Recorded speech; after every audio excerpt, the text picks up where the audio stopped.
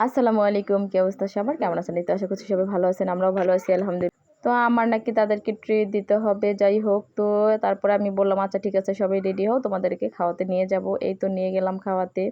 এখানে আমি একটা আস্ত মুরগি নিতেছিলাম। দেখার সৌন্দর্যের জন্য আমি আর মুরগিটা কাটতে দিইনি। বলছে যে, "আমাদেরকে আস্তই সার্ভ করবেন, আমরা কেটে, কেটে খাবো।"